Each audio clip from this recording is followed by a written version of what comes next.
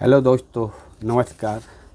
चलिए आज कुछ यूजीसी नेक्स्ट फर्स्ट पेपर के जो आपका पहला पार्ट है उसमें सिलेबस के हिसाब से काफ़ी उसमें चर्चा हो चुकी है कुछ वीडियो में। आगे हम कुछ विस्तार से चर्चा करते हैं। सबसे पहला जो आपका अध्याय है आपका सिलेबस के हिसाब से वो आपका टीचिंग एप्टीट्यूड वाला है। उसमें बहुत सारी चीज़ें हैं, कुछ एक एक चीज़ पे अपन लोग चर्चा करेंगे। सबसे पहले देखते हैं कॉन्सेप्ट ऑफ टीचिंग। पहला उसमें आता है कॉन्सेप्ट ऑफ टीचिंग, शिक्षण के अवधारणा। ठीक है, इसमें हम बात करेंगे। सबसे पहले जो शिक्षण शब्द होता है अंग्रेजी के टीचिंग शब्द का हिंदी रूपांतरण है। शिक्षण शब्द अंग्रेजी के टीचिंग शब्द का हिंदी रूपांतरण है। शिक्षण से अभिप्राय होता है सीखना, यानी कह सकते हैं the word teaching is A Hindi translation of the English teaching word teaching meaning learning. यानी शिक्षण शब्द अंग्रेजी के टीचिंग शब्द का हिंदी रूपांतरण है। शिक्षण से अभिप्राय होता है सीखना। आगे हम बात करते हैं अभिक्षमता, एप्टीट्यूड क्या कहलाता है। अभिक्षमता एप्टीट्यूड से आशय होता है किसी विशेष कार्य को कर सकने की क्षमता। कॉम्पिटेंसी बोलते हैं उसको, क्षमता को है, किसी विशेष कार्य को कर सकने की क्षमता कॉम्पिटेंसी से है। इसे योग्यता टैलेंट भी कहा जा सकता है। अभिक्षमता जो होती है शारीरिक और मानसिक दोनों तरह की हो सकती है।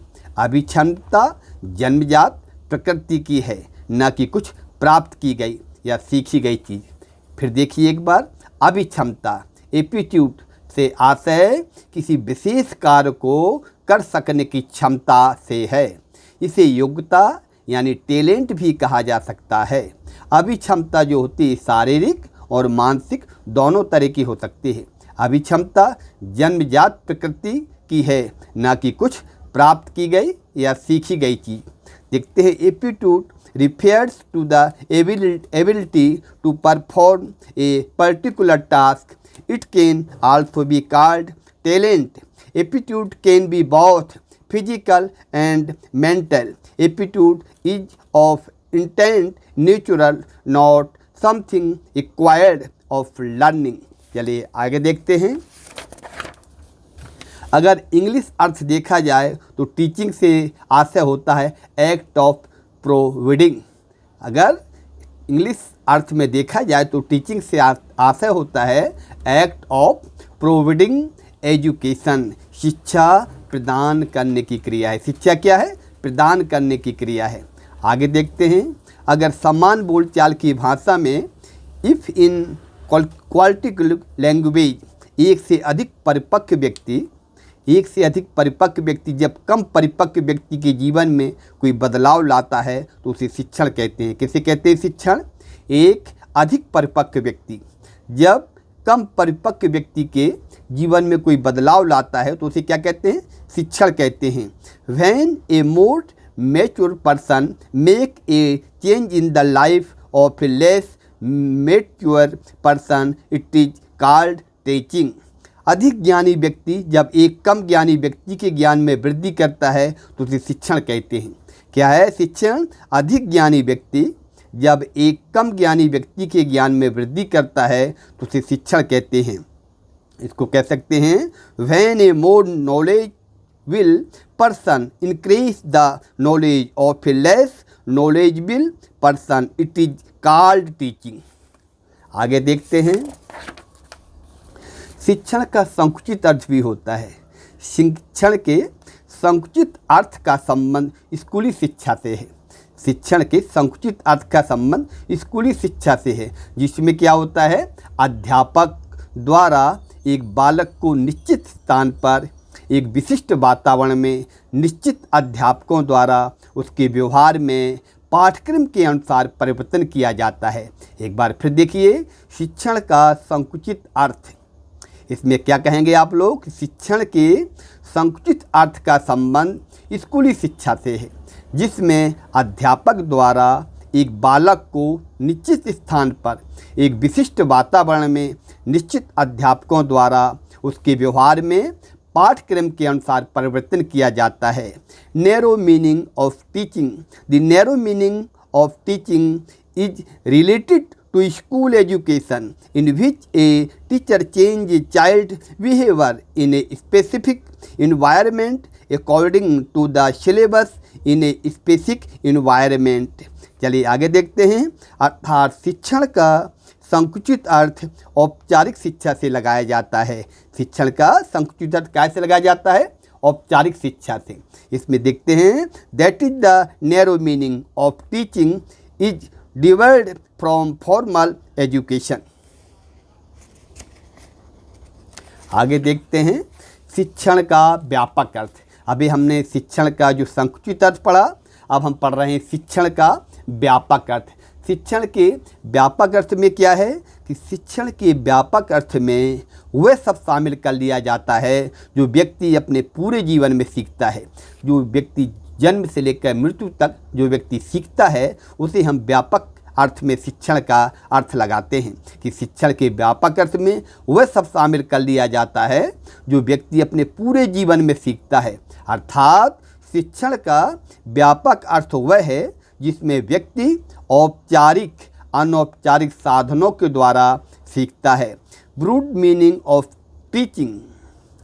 all of that is included in the broader meaning of teaching, the person who learns throughout his life। That is, the broad meaning of teaching is that in which a person learns through formal informal means। आगे देखते हैं। कह सकते हैं कि व्यापक अर्थ में ये कहा जा सकता है कि शिक्षण वह प्रक्रिया है। व्यापक अर्थ में कहा जा सकता है कि शिक्षण कैसी प्रक्रिया है जिसमें एक व्यक्ति अपने आसपास के पर्यावरण घटकों से जैसे कि पड़ोसी, मित्र, परिवार, शिक्षक आदि से जन्म से मृत्यु तक कुछ न कुछ सीखता रहता है, जिससे हम शिक्षण कहते हैं। आगे देखते हैं। व्यापक अर्थ में ये कहा जा सकता है कि शिक्षण वह प्रक्रिया है जिसमें एक व्यक्ति अपने आसपास के पर्यावरण घटकों से जैसे कि पड़ोसी के द्वारा सीखते हैं व्यक्ति, मित्र के द्वारा, परिवार के द्वारा, शिक्षक आदि से जन्म से मृत्यु तक कुछ न कुछ सीखता रहता है, जिससे हम शिक्षण कहते हैं। That is in a broader sense it can be said that learning is the process in which a person keeps learning something from the environment, competition around him, such as neighbor, friend, family, teacher. It's from birth to death which we call teaching। शिक्षण की परिभाषाएं। Definition of teaching.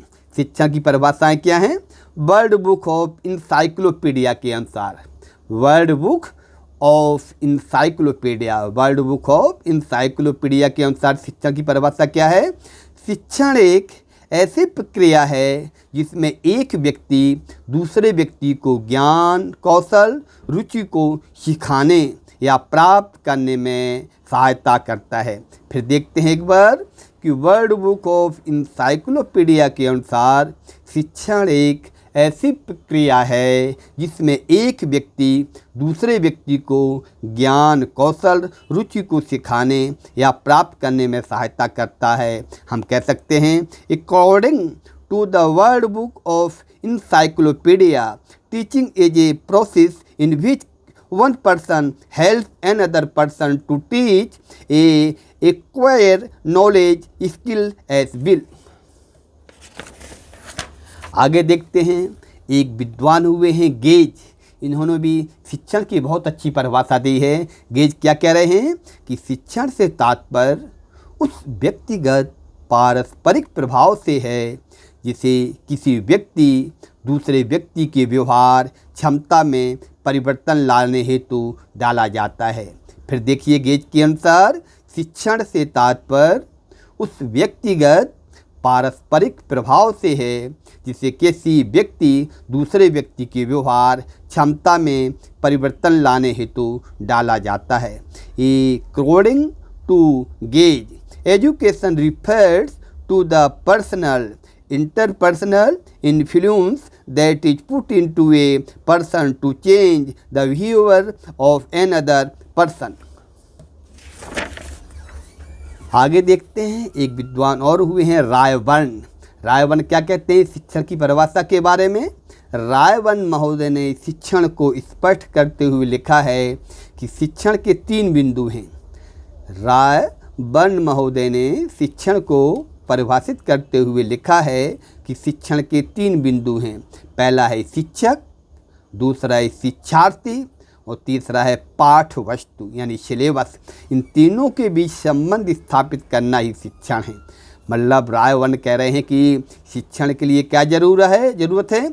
उसके लिए शिक्षक भी होना चाहिए, विद्यार्थी यानी स्टूडेंट भी होना चाहिए और एक सिलेबस होना चाहिए। इन तीनों के बीच जब संबंध स्थापित होंगे तभी उसे हम शिक्षण कह सकते हैं। यह संबंध बालक की शक्तियों के विकास में सहायता प्रदान करता है। Definition of teaching according to Ryburn, mister Ryburn has written qualifying the teaching that the 3 points of teaching are teacher, learner and curriculum. Teaching is to establish a relationship between these 3. This relationship aids in the development of the child's power. आगे देखते हैं, उपरोक्त परिभाषाओं तथा विभिन्न शिक्षा शास्त्रियों के मतों का अवलोकन एवं समीक्षा करने के उपरांत शिक्षण की निम्नलिखित धारणा स्पष्ट होती है। After overviewing and reviewing the above definition and the opinions of different education the following notion of teaching is clear. सबसे पहले है शिक्षण बालक के व्यवहार में परिवर्तन करने की प्रक्रिया है। शिक्षण से क्या होता है? बालक के व्यवहार में परिवर्तन की प्रक्रिया है। Teaching is the process of changing the behaviour of a child. शिक्षण एक उद्देश्यपूर्ण प्रक्रिया है। Learning is a purposeful process. तीसरा है शिक्षण सामाजिक एवं व्यावसायिक प्रक्रिया है। Education is a social and professional process. फिर क्या है? शिक्षण विकासात्मक प्रक्रिया है। Learning is a development process. अगला है शिक्षण एक तार्किक क्रिया है।